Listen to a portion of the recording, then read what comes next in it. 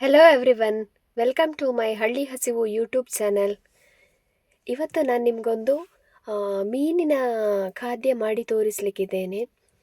ಇದು ನಮ್ಮ ಕಡೆ ಈ ಮೀನಿಗೆ ಮಡಲ್ ಮೀನು ಅಂತ ಕರೀತಾರೆ. ಇದಕ್ಕೆ ನಿಜವಾದ ಹೆಸರು ಏನು ಅಂತ ನನಗೆ ಕರೆಕ್ಟಾಗಿ ಗೊತ್ತಿಲ್ಲ. ತುಂಬ ದೊಡ್ಡ ಸೈಜಲ್ಲಿ ಬರ್ತದೆ ಈ ಮೀನು. ಈ ಮೀನನ್ನು ನಾವೊಂದು ಮಸಾಲೆ ಮಾಡಿ ಕೊನೆಗೆ ಅದನ್ನು ಫ್ರೈ ಮಾಡೋದು ಹೇಗೆ ಅಂತ ನೋಡೋಣ.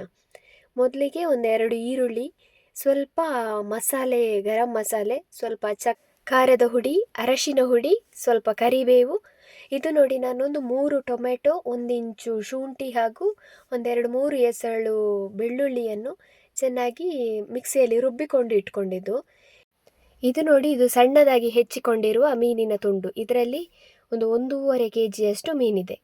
ಈಗ ನಾನು ಒಲೆಗೆ ತೆಂಗಿನ ಎಣ್ಣೆಯನ್ನು ಬಿಸಿಯಾಗಲಿಕ್ಕೆ ಇಟ್ಟು ಅದಕ್ಕೆ ಸ್ವಲ್ಪ ಕರಿಬೇವು ಸೊಪ್ಪು ಹಾಕಿ ಅದು ಬಿಸಿ ಆಗ್ತಾ ಇರುವ ಹಾಗೆ ಒಂದೆರಡು ಈರುಳ್ಳಿ, ಆವಾಗಲೇ ಹೆಚ್ಚಿಕೊಂಡಿದ್ದ ಈರುಳ್ಳಿಯನ್ನು ಸೇರಿಸ್ಕೊಳ್ತಾ ಇದ್ದೇನೆ.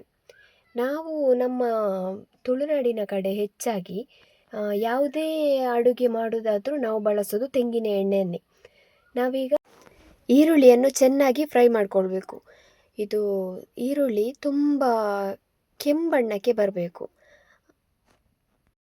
ನಾವೇನಾದರೂ ಈರುಳ್ಳಿ ಹಸಿ ಹಸಿ ಇರುವಾಗಲೇ ಉಳಿದ ಮಸಾಲೆಯನ್ನು ಸೇರಿಸ್ಕೊಂಡ್ರೆ ಆ ಮಸಾಲೆಯ ಜೊತೆ ಈರುಳ್ಳಿ ಕೂಡ ಹಸಿ ಹಸಿಯಾಗಿಯೇ ಸ್ಮೆಲ್ ಬರ್ತದೆ ಅಂತ ಹೇಳಿ ಈರುಳ್ಳಿಯನ್ನು ಚೆನ್ನಾಗಿ ಫ್ರೈ ಮಾಡ್ಕೊಳ್ಬೇಕು ಅಂತ ಹೇಳೋದು. ಇವಾಗ ನೋಡಿ, ಒಂದು ಹಂತಕ್ಕೆ ಇದು ಈರುಳ್ಳಿ ಕೆಂಬಣ್ಣಕ್ಕೆ ಬರ್ತಾ ಇರುವಾಗ ನಾವು ಆವಾಗಲೇ 3 ಟೊಮೆಟೊ, ಸ್ವಲ್ಪ ಶುಂಠಿ ಹಾಗೂ ಸ್ವಲ್ಪ ಬೆಳ್ಳುಳ್ಳಿ ಹಾಕಿ ಪ್ಯೂರಿ ಮಾಡಿ ಇಟ್ಟಿರ್ತೀವಲ್ಲ, ಅದನ್ನು ಇವಾಗ ಸೇರಿಸ್ಕೊಂಡು ಸ್ವಲ್ಪ ಕುದೀಲಿಕ್ಕೆ ಬಿಡಬೇಕು. ಇದನ್ನು ಹಸಿ ಹಸಿ ವಾಸನೆ ಇರಬಾರ್ದು. ಸ್ವಲ್ಪ ಕುದಿ ಬರುವಾಗ ಇವಾಗ ಒಂದು ಸ್ವಲ್ಪ ಉಪ್ಪು ಸೇರಿಸ್ಕೊಳ್ತಾ ಇರೋದು. ಎಲ್ಲ ಉಪ್ಪು ಇವಾಗಲೇ ಹಾಕ್ಕೊಳ್ಳಿಕ್ಕೆ ಇಲ್ಲ, ಆಮೇಲೆ ಕೊನೆಗೆ ಉಪ್ಪು ನೋಡಿ ಹಾಕ್ಕೊಳ್ಬೇಕು.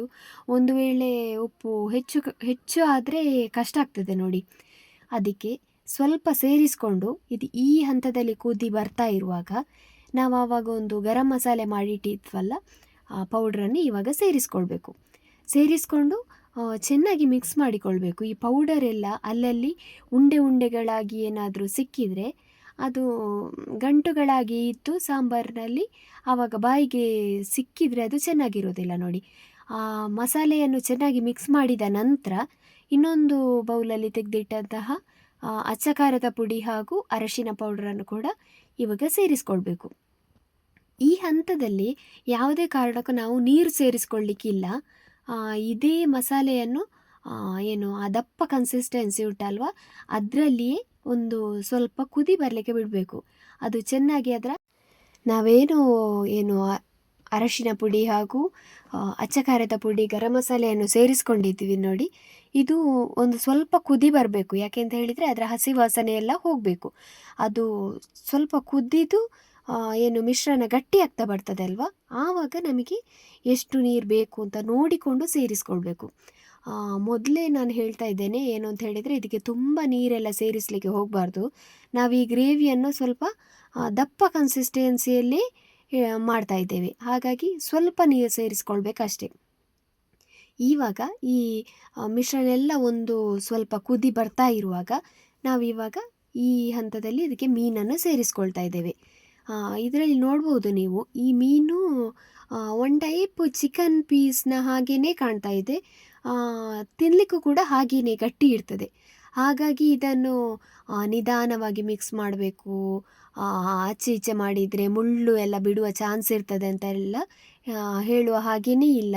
ಇದು ಮೊದಲೇ ಗಟ್ಟಿ ಇರ್ತದೆ, ಬೆಂದಾದಮೇಲೆ ಇನ್ನಷ್ಟು ಮೀನಿನ ತುಂಡುಗಳು ಗಟ್ಟಿಯಾಗಿಯೇ ಇರ್ತದೆ. ಈಗ ಎಲ್ಲ ಮೀನನ್ನು ಹಾಕ್ಕೊಂಡು ಒಂದು ಸಲ ಚೆನ್ನಾಗಿ ಮಿಕ್ಸ್ ಮಾಡಿಕೊಳ್ಬೇಕು.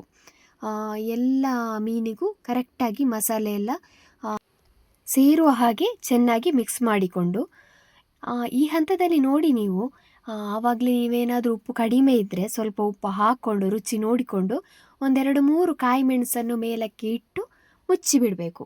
ಮುಚ್ಚಿ ಇದನ್ನೆಂತಂತ ಹೇಳಿದರೆ ತುಂಬ ಹೊತ್ತು ಮುಚ್ಚಿ ಹಾಗೆ ಇಟ್ಟು ಬಿಡಬೇಡಿ, ತಳ ಹಿಡಿಯುವ ಚಾನ್ಸಸ್ ಇರ್ತದೆ. ಹಾಗಾಗಿ ಸ್ವಲ್ಪ ಕುದಿ ಬರ್ತದೆ ಅಂತ ಆಗುವಾಗ ಬಾಯಿ ಮುಚ್ಚಳ ತೆಗೆದು ಅದಕ್ಕೆ 1-2-3 ಸ್ಪೂನು ತೆಂಗಿನ ಎಣ್ಣೆಯನ್ನು ಮೇಲೆಯಿಂದ ಹಾಕಿ ಮತ್ತೆ ಮುಚ್ಚಬೇಕು. ಇವಾಗ ನೋಡಿ, ಫೈನಲಿ ನಮ್ಮ ರೆಸಿಪಿ ರೆಡಿಯಾಗಿದೆ. ಸ್ವಲ್ಪ ಕೊತ್ತಂಬರಿ ಸೊಪ್ಪು ಉದುರಿಸಿ ನಾನಿದನ್ನು ಸ್ಟವ್ ಆಫ್ ಮಾಡ್ತಾ ಇದ್ದೇನೆ. ಈ ಗ್ರೇವಿಯ ಒಂದು 3-4 ಪೀಸ್ ಮೀನನ್ನು ಒಂದು ಬಾಣಲೆಗೆ ಸ್ವಲ್ಪ ತೆಂಗಿನೆಣ್ಣೆ ಹಾಕಿ ಚೆನ್ನಾಗಿ ರೋಸ್ಟ್ ಮಾಡಬೇಕು. ಇದರ ಮೇಲೆ ಒಂದು ಸ್ವಲ್ಪ ಗ್ರೇವಿ ಹಾಕಿ ಅದನ್ನು ಕೂಡ ಚೆನ್ನಾಗಿ ರೋಸ್ಟ್ ಮಾಡಿದರೆ ಸೇಮ್ ಟು ಸೇಮ್ ಕಬಾಬ್ನ ಹಾಗೆ ತಿನ್ನಲಿಕ್ಕೆ ಆಗ್ತದೆ. ಈ ಮೀನನ್ನು ಈ ರೀತಿ ಮಾಡಿಕೊಂಡು ತಿನ್ನುವ ರುಚಿ ಇದೆಯಲ್ಲ, ಆ ರುಚಿ ನೀವೊಂದ್ಸಲ ಮಾಡಿ ನೋಡಿ ತಿಂದ್ರಷ್ಟೇ ಗೊತ್ತಾಗೋದು. ನಾನು ಹೇಳಿದರೆ ನಿಮಗೆ ನಿಜವಾಗಿಯೂ ಅರ್ಥ ಆಗಲಿಕ್ಕಿಲ್ಲ. ನೀವು ಹೀಗೊಮ್ಮೆ ಮೀನಿನ ರೆಸಿಪಿಯನ್ನು ಟ್ರೈ ಮಾಡಿ, ಹಾಗೆಯೇ ಹೇಗೆ ರಿಸಲ್ಟ್ ಬಂತು ಅಂತ ಹೇಳಿ ನಮಗೆ ಒಂದು ಕಮೆಂಟ್ ಮಾಡುವ ಮೂಲಕ ತಿಳಿಸುವುದನ್ನು ಮಾತ್ರ ಮರಿಬೇಡಿ. ಇಂತಹ ಇನ್ನಷ್ಟು ಅಡಿಗೆಗಳಿಗೆ ನಮ್ಮ ಹಳ್ಳಿ ಹಸಿವು ಯೂಟ್ಯೂಬ್ ಚಾನಲನ್ನು ಸಬ್ಸ್ಕ್ರೈಬ್ ಮಾಡೋದನ್ನು ಮಾತ್ರ ಮರಿಬೇಡಿ. Thank you.